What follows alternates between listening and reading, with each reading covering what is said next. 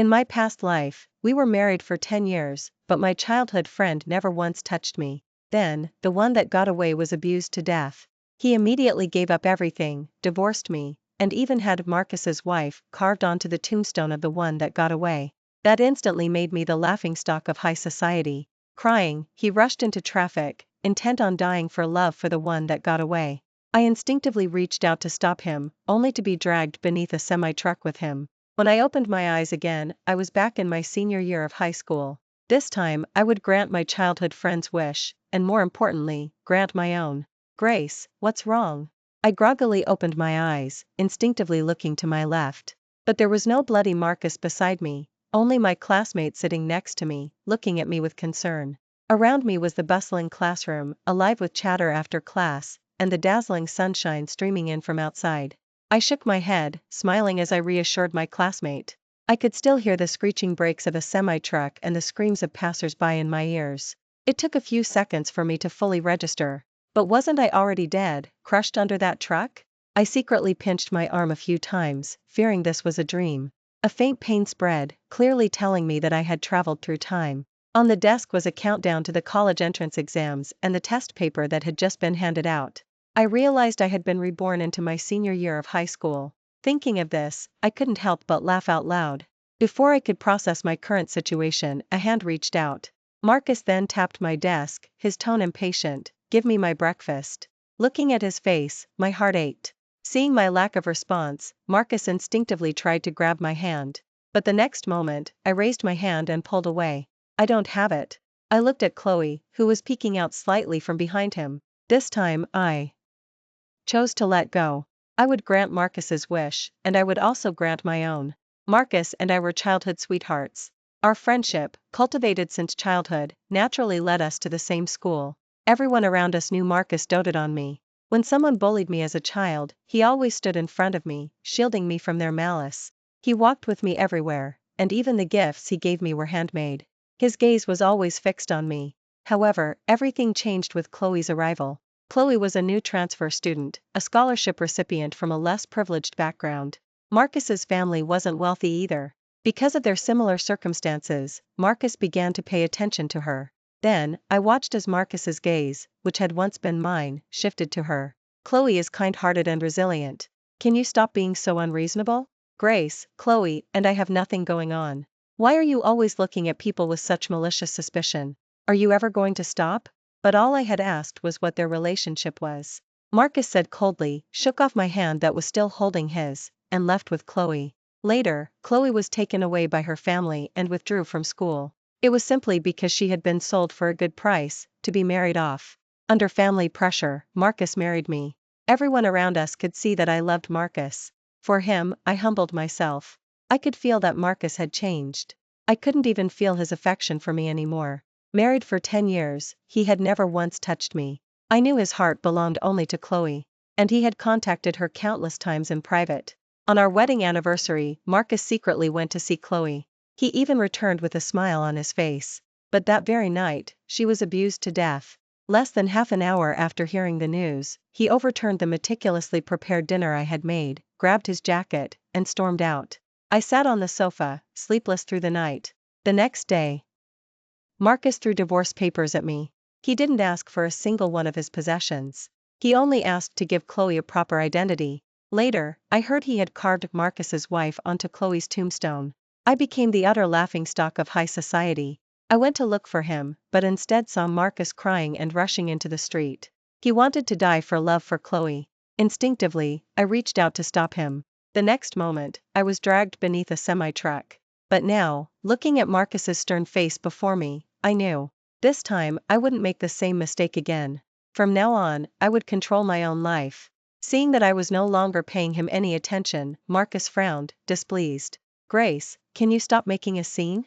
The surrounding classmates looked over, accustomed to such occurrences. Ever since Chloe transferred, Marcus no longer walked with me. Instead, he arrived at school early to tutor her, ostensibly to help Chloe catch up with the class. I would bring him breakfast every day, even if it meant skipping my own. But he would just take the lunchbox and gently place it in front of Chloe. "Chloe, you haven't eaten breakfast yet, have you? Let's eat together." But he didn't know that I, fearing his unbalanced nutrition, researched recipes daily and woke up early to prepare his breakfast. I remained silent. Marcus knew nothing of this. The atmosphere grew tense, and Chloe had no choice but to tug on his sleeve. "Forget it, let's go." Just then, her stomach rumbled. It sounded clearly in Marcus's ears. Chloe's face flushed crimson, and she dared not speak. Seeing this, Marcus's frown deepened, and he lowered his voice. "Grace, it's just that I didn't accompany you. Do you have to make such a big deal out of it?" In the past, I would have swallowed my pride and begged him to make up. After all, I loved him, and I couldn't accept such a huge disparity. But now, I would grant Marcus all of this. My face was cold, my voice calm. "No, there's no need. So you can go. Since you don't care at all, there's no need for me to bring it anymore." Hearing my words, Marcus actually laughed in exasperation. "Fine, Grace. Remember what you said. Don't come back begging me later."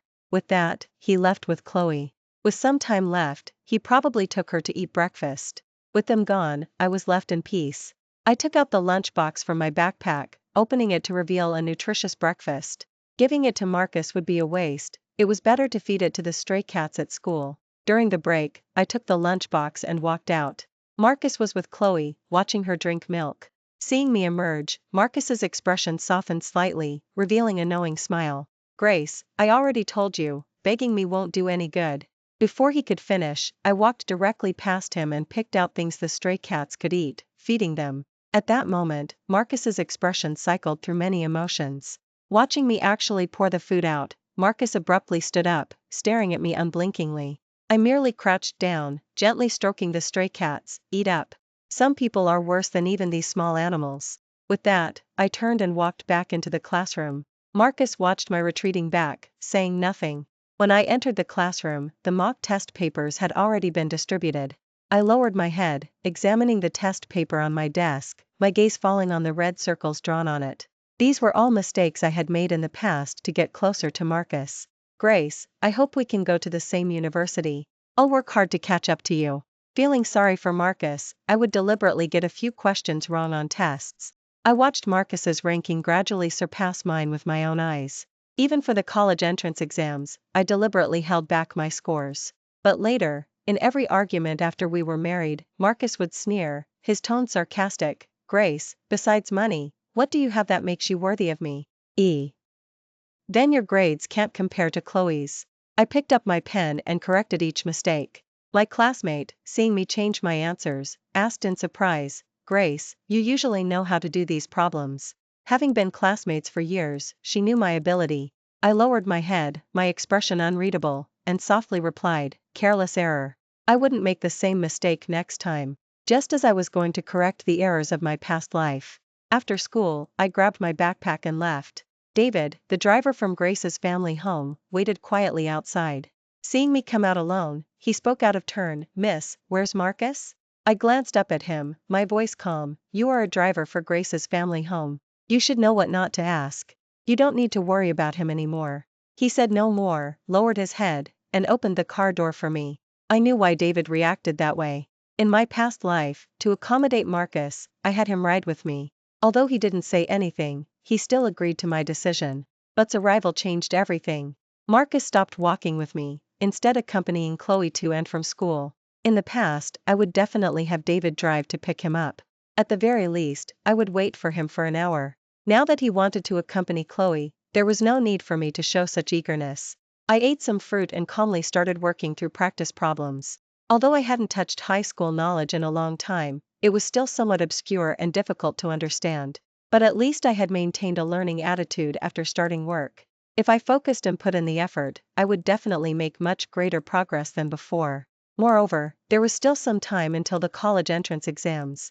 Last time, to attend the same school as Marcus, I had to give up better options. Now, I chose to pursue a better path. After finishing another set of problems, I felt refreshed. Even though it was strenuous, I was glad I could keep up. For the remaining time, I decided to aim for my initial dream goal. I picked up my phone and found Marcus had sent me messages. He first questioned where I was. Seeing that I ignored him, he even called several times directly. I silenced my phone, not bothering to answer. Then I heard Marcus banging on my bedroom door. It was as if he wouldn't give up until I opened the door. I belatedly realized that I had given him a key to Grace's family home, so I had naturally allowed him to stay. I opened the door, and there was Marcus, still angry. I looked at him with a question, wondering where his anger came from. I had already stopped approaching him as he wished, so Marcus should be happy. Seeing my lack of reaction, Marcus looked furious and questioned me. Why didn't you wait for me tonight? I belatedly realized what he was asking. Didn't you say you didn't need my family's driver to pick you up? Looking at Marcus's face, a spectrum of emotions, I reminded him, oh, by the way, give me back my key too. After all, you probably don't want Chloe to know. Do I need to have someone throw you out? Hearing me mention Chloe, he frowned. What does Chloe have to do with this? Are you mad? As if sensing my changed attitude, Marcus softened his tone. Grace, I just saw she was here alone, unfamiliar with the place, so I asked her a few questions. Don't be mad. You've been acting like this to me all day, you should have cooled down by now. Marcus tried to comfort me, then saw the notes on my desk and asked, are you studying? After all, I had put in a lot of effort to deliberately hold back my scores without Marcus noticing. My expression unchanged, I nodded slightly. Marcus instinctively tried to look, but I blocked him. Just as he was about to ask why I was so strange today, Marcus's phone rang. In front of me, he hung up Chloe's call. I looked at him with mild surprise, but Marcus looked at me seriously. Grace, don't be angry. I just see her as a little cyst. There's nothing between us. But I was fed up. Talking to him had already wasted too much time and delayed my studying. I asked Mr. Hayes to have Marcus removed, but he didn't move. He seemed to think my words were a joke. It wasn't until the bodyguards actually arrived and escorted him out that Marcus panicked. Grace, tell them to let go of me. I merely picked up the key that had fallen to the floor and put it away. Seeing him still staring at me, I slowly said, your phone keeps ringing. If you don't answer it, Chloe will start crying. Seeing him finally thrown out of Grace's family home, I was in a rather good mood. Looking at the notes on my desk, I laughed out loud. This time, I would certainly fulfill Marcus's wish. Marcus stood at the entrance of Grace's family home tonight. Yet my heart still throbbed with a dull ache. Decades of companionship, 10 years of marriage, how could it be forgotten so easily? But all of it had been traceable. When first transferred, Marcus didn't care at all. Later, I watched Chloe slowly approach Marcus, bringing him the only egg and bottle of milk she had each day. She even knitted a scarf for him herself. Unexpectedly, Marcus didn't refuse. I watched their relationship grow closer and closer. Marcus's initial indifference morphed into a protective stance. Even I no longer put in the effort. But I could only watch it all, helpless. Now, however, everything was salvageable. From the moment he stopped loving me, the ending was sealed. I couldn't be bound by such emotions. Freed from the task of making him breakfast, I slept soundly. The next day, report cards were distributed in class. As expected, my ranking was behind Marcus's. Since I had deliberately held back my scores, I could accept it. Next time, the result wouldn't be like this. Chloe, however, was still dead last. Apparently unable to accept the result, she couldn't hide her tears. Listening to her muffled sobs, I felt a wave of irritation. After class, Marcus wanted Ed to go check on her. But Miller called out to him, stopping him. Marcus, you'll sit with Grace now. Change seats. I frowned, trying to recall why this situation would arise. Looking at Marcus's livid expression as he stared at me, I felt utterly bewildered. This is all you're doing, you planned this. What does it have to do with me? Marcus scoffed, exasperated by my gaze, his eyes full of sarcasm. What won't you do? You've always been like this. My expression hardened, and I walked a few steps closer to him. Do you have a persecution complex, or has being around her made you stupid? Grace, never admit to things I haven't done. But you, always hovering around me, do you like me? Marcus's voice faltered, he seemed startled by this side of me. Right, normally I spoke softly, afraid he wouldn't like me. How could he have ever seen me like this? Seeing that an argument was about to break out, Ms. Miller frowned. What's all the shouting about? Marcus, didn't you ask to sit with her? You submitted a request for that in freshman year, didn't you? If you don't want to, then don't. Don't waste time here. Watching's face flush then pale, I found it amusing. Chloe then looked up, her eyes glistening with tears as she gazed at Marcus. Marcus, I've been wasting your time with tutoring, but I haven't made any progress. Seeing about to cry again, Marcus quickly offered her a tissue. It's normal not to keep up. Don't cry. There's still plenty of time, take it slow. A scoff suddenly came from the corner. If you can't keep up, just get out.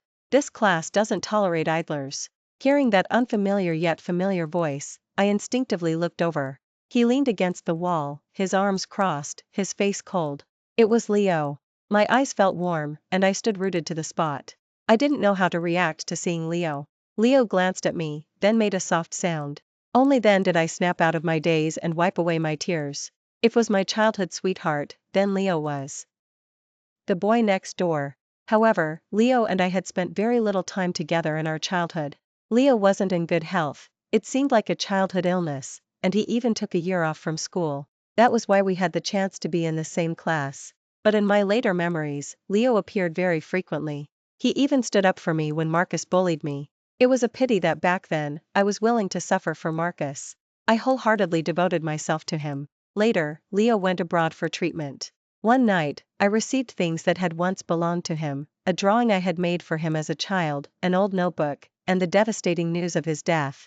Belatedly, I cried uncontrollably, clutching his notebook. Now, Leo's illness hadn't worsened yet. Everything was still salvageable. After all, he was like a brother to me. Seeing that Chloe had stopped crying, Leo shrugged indifferently. He walked out, meeting Marcus's gaze. As he passed me, he placed a notebook down. His voice was calm and steady, no need to return it. This was Leo's own notebook. It would be very useful to me now. It seemed he had also lent me his notebook back then. But at the time, I was so focused on Marcus that I wouldn't have remembered anyone else. I had even refused the notebook. I caressed the notebook, my heart a mix of emotions. After reading his notebook, all I could say was that Leo truly deserved to be the top student in our grade. Even though I had deliberately held back my scores, I still couldn't compare to him now. I looked up, wanting to thank him. Although I didn't know why he lent me his notebook, he had helped me nonetheless. But when I looked, I only found his seat in the back by the window empty. My classmate, seeing me look back, said knowingly, "He leaves early every afternoon, probably to the hospital, but has never lent his notebook to anyone before. Grace, you're so lucky." I lowered my head, murmuring a soft Leo was not in good health. I had known that since childhood. I wanted to visit him at the hospital, but I didn't even know where he was, or have a legitimate reason to go. So, I capitalized on my newfound motivation and worked through 2 more sets of problems. With 1 month left until the college entrance exams, my goal was Southern University. However, I was only barely reaching the score line at the moment. Before I could finish, Chloe suddenly appeared beside me. Seeing the test paper I was scribbling on, her eyes flickered. "Grace, you're really amazing." Hearing her call me Grace, I imperceptibly frowned. But I said nothing. Then, she snatched the test paper from my hand. Before I could react, she turned to Marcus, who had noticed the commotion, and said, "Marcus, Grace can even do these kinds of problems. How could her score be so low? Did the teacher grade it wrong?" I immediately realized what she was trying to do. The test paper was passed around by Chloe, eventually landing in Marcus's hands. Marcus looked down at my test paper, and after a long moment, he looked up and replied to her. But his words were clearly meant for me. "Grace, if you don't know how to do it, I can teach you. Why would you copy the answers?" Almost instantly, he presented his evidence. "This type of problem also appeared in the last exam, but you didn't solve it." Marcus spoke with conviction, seemingly certain that I had copied. Chloe, standing beside him, curled her lips into a slight smile upon hearing Marcus's words. The next moment, an apologetic smile appeared on her face. "I'm sorry, Grace, I didn't know." Chloe's eyes expressed regret, and her voice lowered. "But the college entrance exams are coming soon, Grace, you really shouldn't resort to these petty tricks." Watching the 2 of them acting in concert, along with the confused classmates around us, I laughed internally. I took the test paper from Marcus's hand, my voice calm. "Since you said it's a type of problem, what's so surprising about solving it correctly?" I looked at Chloe, who shrank back behind Marcus, and continued, "Sorry, Chloe, I forgot you can't apply what you've learned to new problems." Chloe's face suddenly turned red, and she looked at Marcus with a grim expression. Seeing her lose face, Marcus leaned forward to protect Chloe, his voice deepening. "That's enough, it has nothing to do with her. And is indeed telling the truth." I covered my mouth, feigning confusion, but she was the one who snatched my test paper first. "If you have proof, show me that you didn't copy." "It should be you, Marcus, who proves I didn't copy, not I, Grace, who has to prove it." Marcus was enraged, nodding repeatedly. Then he grabbed a new test paper from nearby and pointed to a challenging problem. If you can solve this problem, I'll believe you. I glanced down, it was last year's mock exam question. I didn't want Marcus to underestimate me, to think I needed to prove myself with such a problem. A few classmates had gathered, enjoying the show. Seeing that enough people were watching, I casually tore off a blank paper and took out a pen to start calculating. In just a few minutes, the answer appeared on the paper. Marcus watched me put down my pen, his tone softening slightly. Grace, that's right. If you don't know, just say so. The classmate beside him then spoke weakly. She solved it correctly. Marcus was stunned for a moment, then immediately picked up the paper. Although the steps were brief, it was indeed correct. Marcus cried out in disbelief, "This is impossible." My expression was calm and composed, making him appear almost disheveled. "Nothing is impossible. I solved it correctly, and that's a fact." Chloe, watching from the side, didn't understand. Seeing no longer speaking, she said innocently, "Grace, did you cheat?" A dirty heart sees dirt everywhere, I thought. I shook my head, my voice leisurely, and watching Chloe's face turn pale, I felt quite pleased. Too bad. Marcus picked this problem, so how could I've cheated? Marcus doesn't know how to solve this problem, so I wonder if he'll still be able to tutor you later. Oh, and Chloe. I looked into her eyes and chuckled softly. If you spread rumors again next time, I'll bash your mouth in. Marcus looked down at me, lost in thought. He didn't continue to protect Chloe either. But I wasn't going to indulge Marcus. Seeing him still staring at me, I raised my hand and delivered a sharp slap across his face. Perhaps he never expected me to do this, for he turned his head away. Marcus's face was flushed red, and he stared at me in shock. I simply said in a calm voice, "Marcus, I've tolerated you long enough.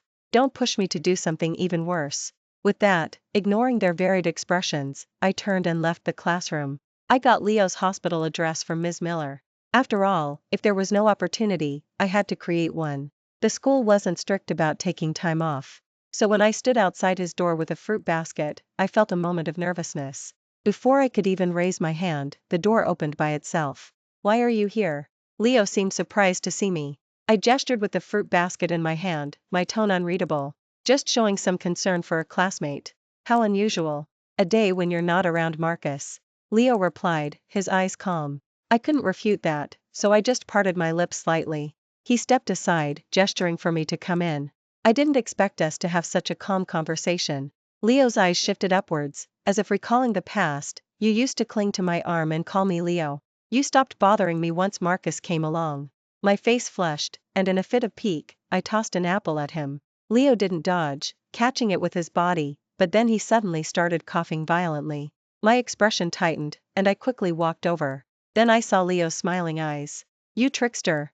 I turned my head, ignoring him. Leo finally quieted down for a while, then suddenly asked me, "Do you want to apply?" Northern? Northern University had a slightly lower score requirement than Southern University. It was my choice in my past life. But that was only because Marcus wanted to go to Northern University. Now, of course, I would choose my own path. I shook my head, looking into his eyes, and said, "Southern University, you know." After all, that had been my dream since childhood. Leo's eyes flickered, and he hummed softly. "Not chasing Marcus this time? What about you? Going abroad for treatment?" I evaded the topic, turning to ask Leo instead. In my past life, my memories of him weren't deep, let alone his choices after the college entrance exams. I suddenly remembered the moment of his death. This time, with an opportunity, perhaps I could avert that past death. Before could answer, I continued cheerfully, "Going abroad is good too.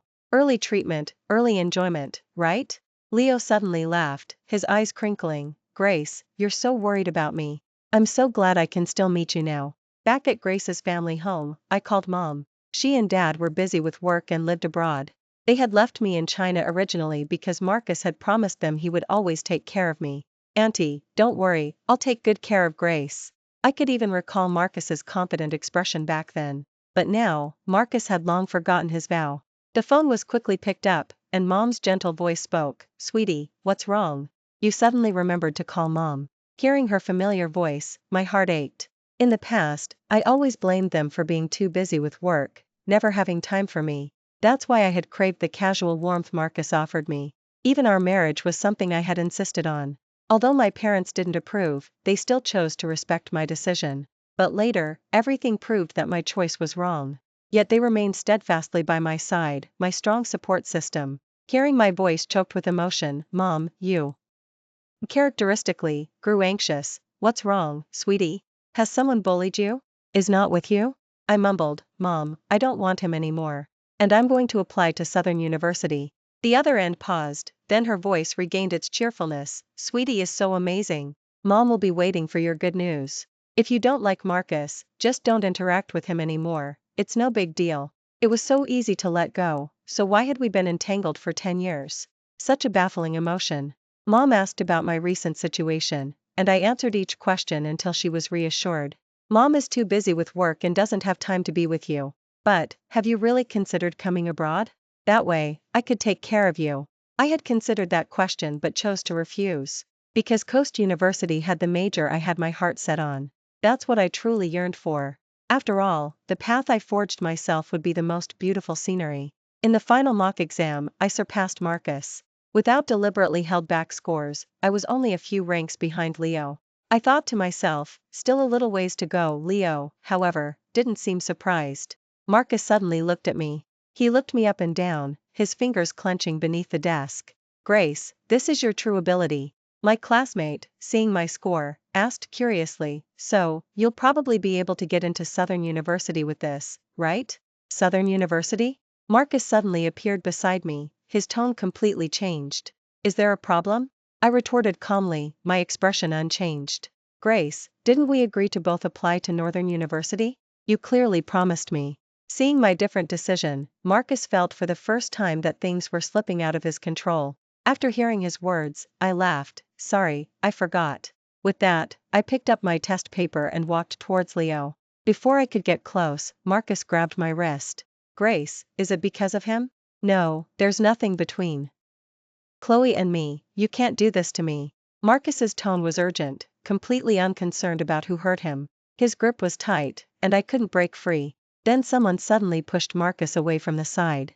Leo looked at him, his voice deepening. What are you doing? Seeing me protected behind Leo, Marcus angrily retorted, what does it have to do with you? This is between her and me. I'm sorry, but I don't think we're close enough for you to interfere. My tone was cold.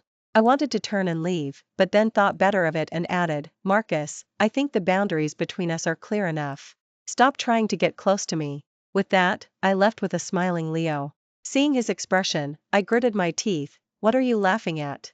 Are you going to tutor me or not? Leo finally managed to stop laughing, nodding repeatedly, and wrote a few equations on the test paper. Seeing my serious attitude, he couldn't help but ask, you really don't like Marcus anymore, do you?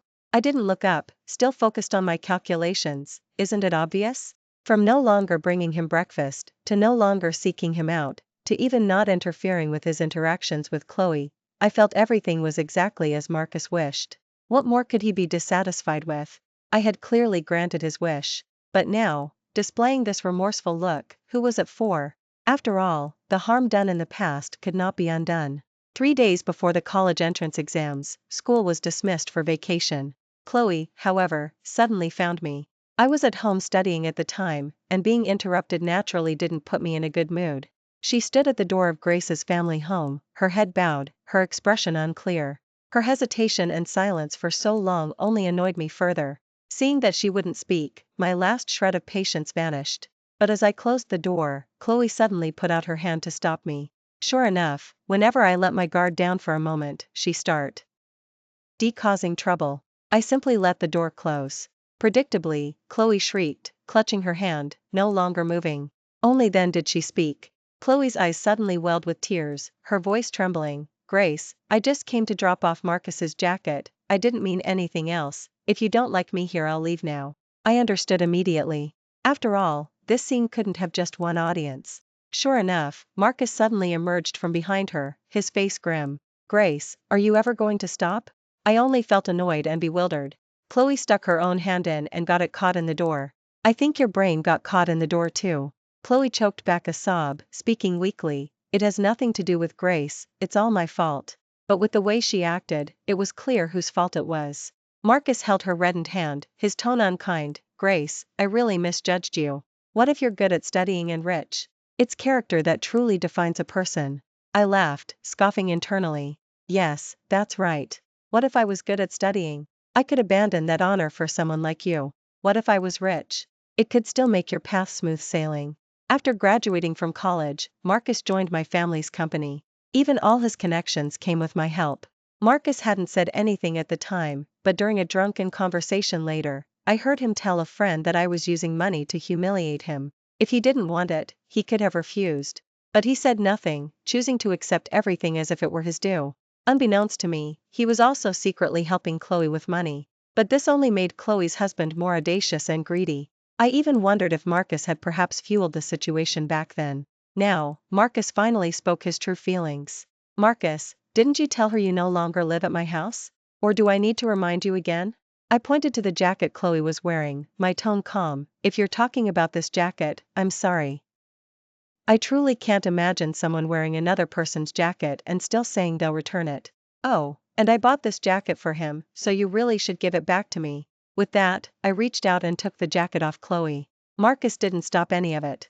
He even watched me do it all without a word. Only when I tossed the jacket into the nearby dog bed did he finally react. You're being completely disrespectful. Before could even speak, Chloe cried out. She knew how much the jacket was worth, so she was naturally upset. Chloe looked up at Marcus, seeing only that his eyes were red-rimmed. Marcus, why aren't you saying anything? After all, this was the jacket Marcus had personally picked out for me. Once, when we traveled to Northern, he rarely blushed when he saw my skirt flutter in the breeze. He pulled me into a street-side boutique. He personally picked out a jacket for me and said earnestly, Grace, it will protect you for me. I laughed at his words and then asked him, what about you? Marcus froze for a moment before speaking solemnly. I'll protect you from behind. I won't let you suffer any injustice. Later, after we returned, he even embroidered a letter on the lining of the jacket. It was too bad, his affection was now as worthless as an embroidered letter on a jacket. Once the essence was corrupted, the sentiment naturally lost its value. Aren't you leaving? Are you waiting for me to invite you in? Chloe flinched, then tugged on Marcus's sleeve and said, Marcus, my hand really hurts. Naturally, this kind of thing couldn't be delayed, but seeing me standing there, coldly watching everything, Marcus still gritted his teeth and took Chloe away. Before leaving, he even left a message. Grace, 7 p.m., I'll be waiting for you. For all his grand pronouncements, it was just a class reunion before the college entrance exams. After all, the closer it got to the college entrance exams, the more excitable everyone's nerves became. I was drinking sparkling water, leaning back on the couch, listening to them sing. Leo sat next to me. Seeing that I wasn't joining them but constantly checking the time, he asked, what's wrong? Anxious to go home and study? I shook my head, feeling annoyed. Logically, Chloe should have come with Marcus tonight. Tonight was the night Chloe was to be taken home. Because, persuaded by the matchmaker, her parents had agreed to let her drop out of school. And this was 3 days before the college entrance exams. If we're truly taken away, everything I'd done would be ruined. Would I still end up with Marcus, accepting the same outcome as before? Outside the private room, a commotion suddenly broke out, accompanied by shouting, hitting, and accusations. I put down my glass and rushed out immediately. Sure enough, outside were Chloe's parents, dragging her away. Marcus, standing alone in front of her, found it hard to resist. Let go of me. I don't want to go back and marry someone. Chloe resisted desperately and was slapped hard across the face. The woman spat, then yelled loudly, You're my daughter, and I control your life. Your brother needs money, and if you just get married, everything will be fine. Marcus's veins bulged on his forehead as he asked her how much money they wanted. 100,000. 100,000 could shatter a person's values. Marcus pulled a debit card from his pocket, threw it in front of them, and growled, I'll give you the money, but you're never allowed to come looking for Chloe again. They took the money and left contentedly. Only the classmates standing stunned around them remained. I glanced at my watch. It was 7:30 in the evening. The delay wasn't long. The party ended on a sour note. Chloe just clutched her head, squatted down, and sobbed uncontrollably. Marcus didn't know how to comfort her, he just gently stroked her head. Enough, I thought to myself. Unlike my previous life, Chloe's family had waited outside her door since noon last time. They had been delayed because they came looking for me. Not to mention, Marcus taking her to the hospital for dressing would also take time. That's why they didn't succeed then. Thinking back to my previous life, Marcus always regretted not being there for her when she was helpless. But now, he had experienced it all firsthand. Those 100,000 just now were half of his savings. Moreover, having to live with Chloe afterward would naturally be much harder. But what did that have to do with me? Only then did I finally let out a sigh of relief. I had fulfilled Marcus's wish. He should let me go now. Their situation indeed caused a stir in the class group chat. Didn't Marcus usually get along really well with Grace? How did he suddenly end up with Chloe? Don't you know? Marcus publicly protected Chloe at yesterday's party. Doesn't that say it all? Everyone knows Marcus doted on Grace these past few years, but who would have thought that ever since Chloe arrived, Marcus stopped sticking by her? I put down my phone and rubbed my temples. I didn't want to get involved in these matters, but I always found myself lingering and hesitating. With the college entrance exams tomorrow, I naturally didn't want to be affected by this. But just as I put down Leo's notes, I received a call from him. It was very noisy on the other end of the line, and it was a while before I heard Leo's voice. Grace, I'm going abroad. His voice was very weak, he must have suffered a lot. That's good. In my previous life, he participated in the college entrance exams and missed the optimal time for treatment. By the time he went abroad, it was already 2 years later. But now, he chose to forego the college entrance exams. I didn't know what to say to comfort him, so I just dryly said, all the best. Leo chuckled softly, then slowly said, although I don't know if this decision is the right one, I still want to fight for myself. I want to witness your future and the world with you in it. Even if I don't know if any of it will actually come true. It suddenly got noisy on his end, the plane was probably about to take off. Leo was quiet for a few seconds, then said, good luck with your exams, and hung up. Before I could even react, a second call came in. I didn't need to guess, I knew it was Marcus calling. I didn't want to answer, but remembering how persistent he used to be, I still tapped accept. Marcus's voice was tinged with exhaustion. Chloe's situation must have affected him quite a bit. Grace, I've been thinking, did I take the wrong path? But I chose all of this myself, so why are we like this now? Why has it come to this? I truly don't know. But whenever I think of you, my heart starts to ache. Did I make a mistake? I just see her as a sister, she's like how I used to be. But in my previous life, these were all the things he most wanted to experience with her. Grace, are you listening? I belatedly let out a sound of acknowledgement. Marcus was silent for a few seconds. Hearing call him from nearby, he still hung up the phone. I no longer felt anything for him in my heart. None of this had anything to do with me. The college entrance exams were over, and after a long wait, the results were finally out. I was very confident. After all, ever since I transmigrated here, I'd dedicated a lot of energy to preparing. I thought there would be enough time. In the testing center, my confidence in the test paper also put my mind at ease. Southern University's medical program, I actually got in. I immediately told my parents the news. Mom congratulated me, things had truly turned out as I wished. Leo hadn't replied yet, he was probably still undergoing treatment. I was looking at the good news everyone was sharing in the class group chat when one message suddenly caught my attention. Did you guys know? Chloe didn't even show up for the exam. The night before the college entrance exams, she admitted that all her previous exam scores were from cheating. She never had the ability to stay in our class, I don't know how she managed to. Marcus? Seems like he didn't do well either. How could he perform at his usual level when affected by someone like that? Rumor has it he didn't even get into Northern University. Watching these messages get pushed to the top, I felt a wave of emotion. I never expected such an ending. Now, the initial taunts about my scores being inferior to Chloe's were nothing but a joke. Everything had unfolded so differently, I didn't even know where to begin. Leo replied to my message then, but after a few texts, he decided to call instead. Southern Medical? I really didn't expect you to apply for that major. Well, it was my dream from before. How are you feeling? Leo coughed softly for a moment, then took a sip of water before saying, I didn't realize it had become this serious, but thankfully, I came in time.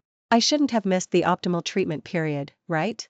Hearing me sigh with relief on my end, his tone was unreadable. So concerned about me?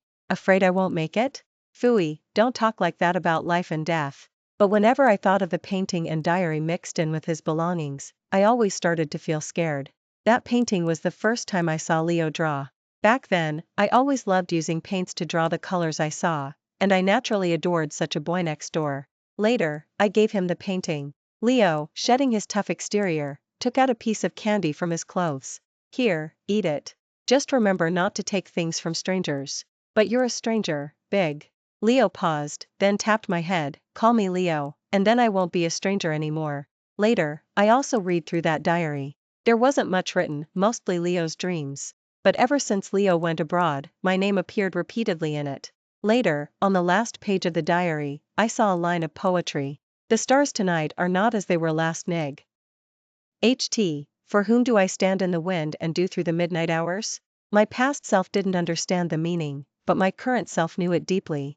Leo had different feelings for me. But by then, it was too late, there was only news of his passing. Now, everything was still possible. Leo heard no sound on my end and thought I had hung up, but the call was still connected. So he asked softly, are you angry, Grace? If you say things like that again, I won't talk to you. Then will you come visit me abroad? Depends on my mood. I scoffed, looking at the bright sunlight outside the window. Leo's lively laughter filled my ears, and my heart still beat in my chest. Everything was still possible, everything was scenery along the way.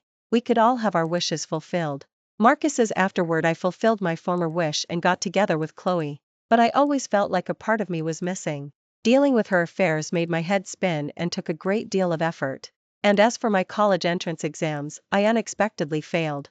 I had never considered any options other than Northern University. I later found out that Chloe simply couldn't study. In fact, even those grades were from cheating. But she cried and told me she had really made a mistake, hoping I would forgive her. I suddenly thought of Grace's eyes. She was resilient, she never cried in front of me. I suddenly felt a wave of annoyance at Chloe's tears. Later, I heard from others that Grace had been admitted to Southern University. But were our past promises no longer valid?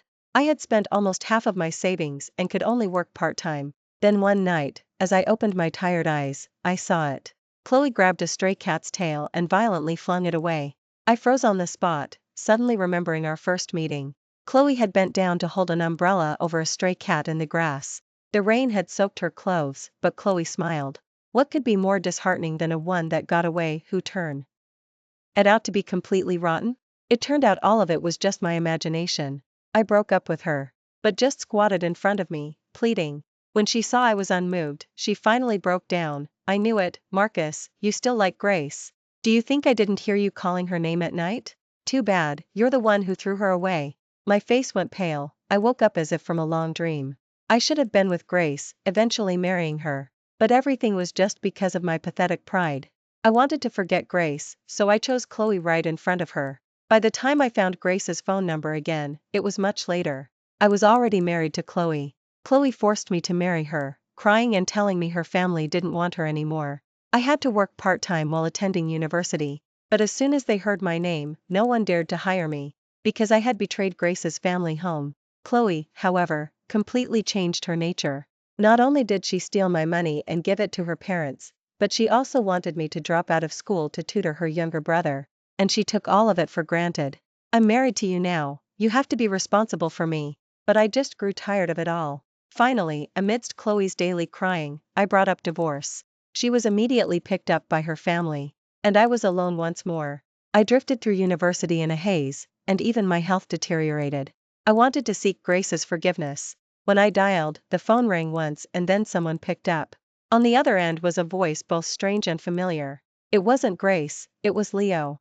Sorry, Grace just finished up and fell asleep. Can we talk later? Before I could even finish speaking, he hung up the phone. When I tried to call again, it showed that I had been blocked. That night, I had a dream. In a burning vehicle, I saw Grace get pulled in. But I forcefully pushed her away. My vision blurred, and darkness finally crept in. Finally, Grace also drifted further and further away from me. And I no longer had a bright future. Thank you for listening to today's story. If you enjoyed this video, please like and share it with your friends. We look forward to hearing your thoughts in the comments section. Feel free to share your views, and don't forget to subscribe to our channel for more exciting stories. See you next time.